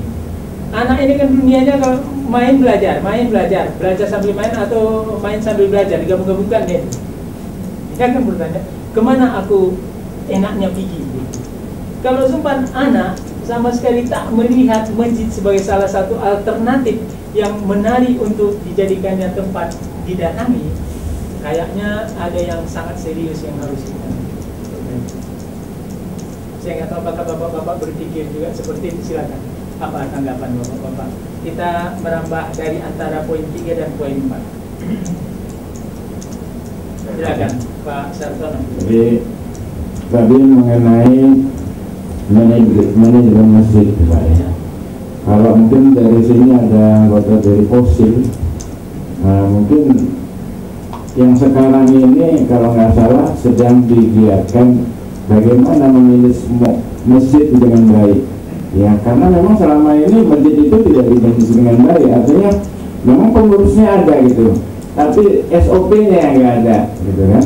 Nah, jadi kalau nggak salah nanti Posil inilah yang akan mengundang BKM yang akan membentuk bagaimana sebaiknya masjid ini berjalan, gitu ya. Jadi bukan hanya berjalan dengan pengurus yang ada, tapi bagaimana SOP-nya, apa tugasnya dan apa kegiatannya, itu mungkin yang akan secara tertulis di situ akan dibuat di dalam ketentuan yang akan dibuat oleh Posil BKM ini. Mungkin itu Pak masukin dari ya, saya. Itu juga best practice ya, yang atau termasuk juga rekomendasi yang akan dilakukan di tahap prevensi setidaknya bermainnya ya. Silakan bapak-bapak yang lain, kita masih ada waktu sekitar 10 menit lagi, sekitar 8 ke 10 menit lagi. Ya, silakan Pak Warusa. Apa aja? Oke, ini saya juga pernah mendapat sama Bapak yang tadi masalah Posil. Iya. Memang untuk Posil ini baru kita akan insya Allah baru tahap pelantikan ini Pak. Begitu dengan Pak Ketua Pak Joni, insya Allah mungkin lagi kita akan mengadakan pelantikan itu Pak ya. Nah, pengakuan kita juga dalam beberapa minggu terakhir ini merapat terus nih. Dan dengan Pak Camat dan kemarin dengan MUI Kecamatan. Iya. Kemudian sebelum Posil ini terbentuk, sebenarnya sudah ada jauh-jauh hari. Kalau kita membahas tentang manajemen masjid, ini sebenarnya tupoksinya tugasnya itu ada pada di Dewan Masjid, Pak. Ya, Dewan Masjid Kecamatan. Kebetulan saya, alhamdulillah dia mandatkan sampai saat ini masih sebagai wakil sekretaris Dewan Masjid Kecamatan Medan. Tapi kita nggak tahu SOP-nya kayak mana, apakah memang sistemnya kemarin itu 5 tahun hanya khusus untuk Kapolres atau untuk Bupati, dan Kapolres ini di saat kita diskusi di situ pas sudah di saat pileg atau pileg pemilu. Nah, di situ dibentuk sih Bu, itu ketuanya di Medan Denai itu Pak Herman Satnoren Pak. Itu ketua untuk di Medan Denai. Sehingga semalam waktu kami ketemu dengan diskusi Posil, terus saya jumpai langsung beliau, kita nggak usah terlalu banyak cakap, cuma masalah SK aja lah dulu. Nah, SK aja kita kayak mana mau bekerja secara legal, tapi SK kita nggak ada. Nah, itu satu lah. Yang kedua, ini sebenarnya tanggung jawab Dewan Masjid. Ini yang maka kita bisa sinkron dan sinergi, Pak. Kemudian peran serta MUI kecamatan untuk turun ke lapangan itu tidak ada. Jadi sebenarnya hal-hal seperti ini sangat apa namanya ya, miskomunikasi aja ini, Pak. Satu. Yang kedua, apakah masalah anggaran juga terkait, Pak? Nah, jadi masalah tentang anak-anak apa itu mungkin masing-masing nanti sudah memanage seperti disampaikan Pak Ketua ini mungkin sudah sangat istilahnya, kalau bagi saya mindset Ketua BKM hari ini sangat maju lagi ke depan gitu. Progresnya sangat baik. Nah, tapi bagi kita pertama bukan apa Pak, belum tentu semua BKM itu menerima seperti yang disampaikan Pak John. Kenapa? Tergantung di budgeting, anggaran, kepedulian ataupun sosial. Mungkin seperti Pak John sampaikan tadi, dari WA saya juga perhatikan ada berbagai macam aktivitas tapi kita sampaikan dalam keputusan apakah setuju kan nggak tuh, belum tentu setuju kan, bukan opini kita sendiri yang harus dikantongi kan gitu. Nah, seolah nanti kita buat hal tersebut macam egoisme. Nah, jadi satu sisi kita ya insya Allah mungkin dengan proses hari ini insya Allah kita akan dilantik. Memang kita juga bekerjasama dengan pihak Majelis Ulama Indonesia Kecamatan maupun Kota Medan dan Provinsi. Jadi sama-sama kita bersinergi gitu Pak. Jadi istilahnya seperti ada yang bilang tidak hanya ikan banyak cakap aja di ruangan ini gitu. Nah, saya belakang aja gitu Pak. Jadi kita kan hanya diskusi habis itu udah habis. Nah, hanya sebatas deklarasi habis itu habis, nggak ada lagi kan gitu. Jadi maunya kita setelah diskusi ada realisasinya, ada perubahannya walaupun sedikit. Karena kan itu kan kembali ke masing-masing BKM Pak, manajemennya bagaimana, dan mindset kita juga beda untuk menyikapinya.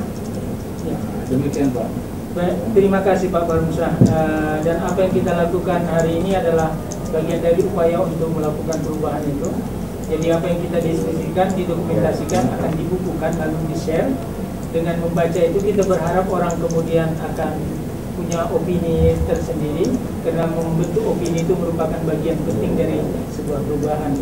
Dari beberapa rekom yang ditawarkan, kita lihat bahwasanya dengan perubahan yang terjadi maka kemudian BKM tidak boleh berdiri sendiri. Kelihatan sekali jelas bagaimana BKM akan terpojok ketika berusaha berdiri sendiri. Ketika dia tak link, tak memanfaatkan jaringan dengan komunitas, dengan orang tua, dengan pemerintah, dengan MUI, dengan tokoh agama, dengan tokoh masyarakat, maka dia akan dalam posisi yang terpojokkan. Di saat sekarang ini single hero itu nggak model lagi. Jadi pahlawan sendiri itu tidak model lagi. Pahlawan itu bisa terwujud ketika membentuk jaringan dengan memanfaatkan jaringan dan teknologi sesuai dengan karakter 4.0 yang ada sekarang ini. Kalau kita tidak ngikut, kayaknya kita memang jelas akan ketinggalan. Maka pengayaan, pembaharuan, perubahan merupakan satu keniscayaan bagi BKM agar kemudian bisa tetap menawarkan tempat terbaik bagi anak-anak kita. Baik Bapak-bapak sekalian, ya. Tadi disinggung masalah passion. Sebenarnya dari di awal saya katakan kan kalau bisa ada model, karena saya sangat berkepentingan.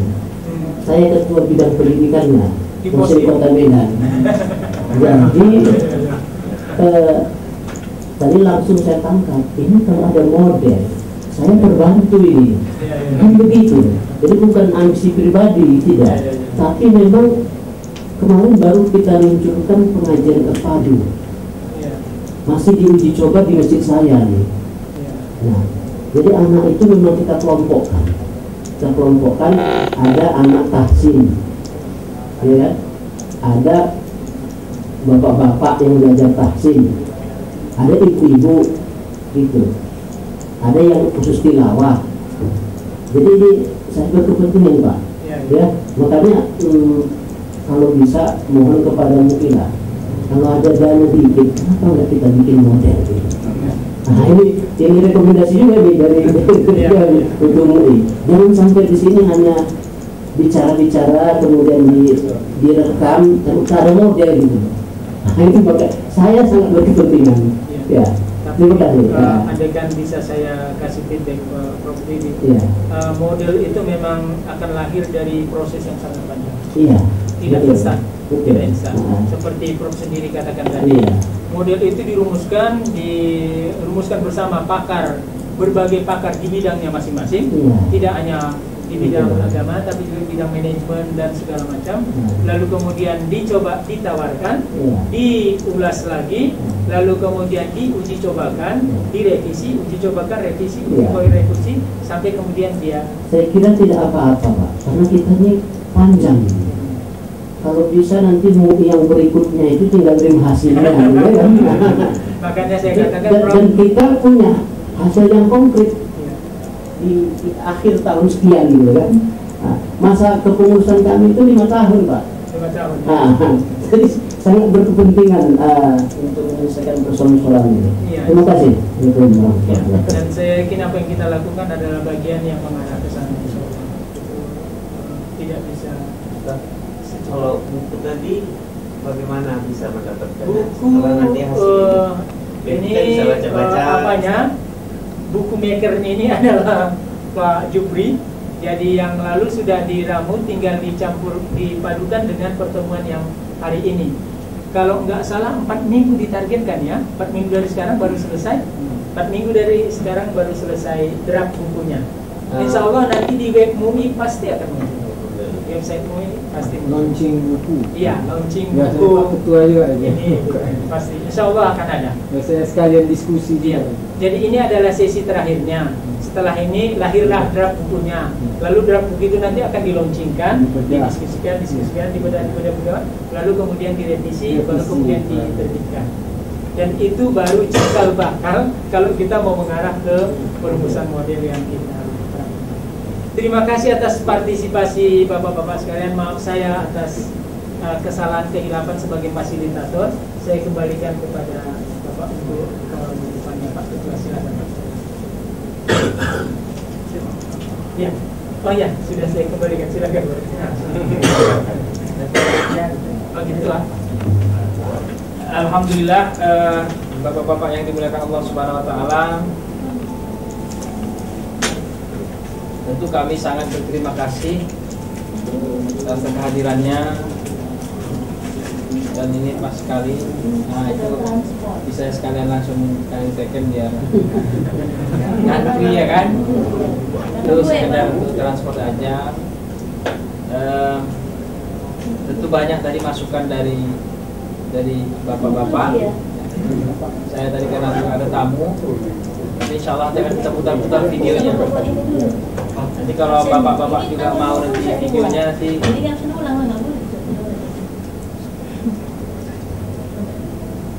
bisa saya kasihkan linknya. Berapa hari Mulyo? Nanti malam bisa sudah. Malam dari upload nanti juga.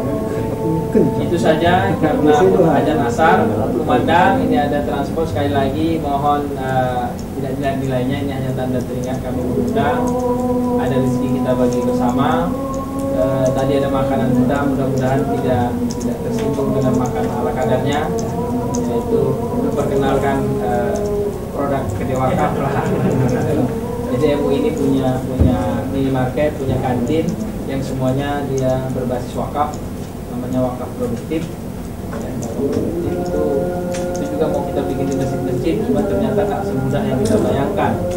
Yang merubah paradigma wakaf itu yang tadinya hanya wakaf tanah atau wakaf masjid, ini menjadi wakaf yang bisa diputar. Dan ternyata memutar itu pun juga sulit. Jadi orang boleh percaya sama kita, kita jujur, tapi belum tentu orang percaya kita bisa memutar keuangan itu. Jadi itu yang mau kita tunjukkan di MUI ini, di masjid-masjid nanti. Karena sebenarnya donatur itu banyak, cuma dia nggak percaya kita bisa memutar uang dia. Itu problem utamanya. Kayak masjid-masjid itu kan banyak masjid-masjid yang punya kas yang besar kan. Tetapi percaya nggak orang, BKM itu bisa memutar kas uang itu sehingga menghasilkan yang lebih banyak lagi. Kan itu sebenarnya wakaf produktif. Kita menyebutnya wakaf produktif melalui uang. Sama dengan kalau kita bangun masjid, itu kan wakaf tapi melalui uang. Walaupun ada juga wakaf semen. Tapi sebenarnya wakaf melalui uang. Mudah-mudahan bermanfaat. Sekali lagi kami ucapkan ribuan terima kasih. Ada kata-kata penutupan? Mudah-mudahan bermanfaat. Kami atas nama panitia diskusi hukum perlindungan anak di tempat ibadah mengucapkan sekali lagi terima kasih. Billahi taufik wal hidayah. Assalamualaikum warahmatullahi wabarakatuh.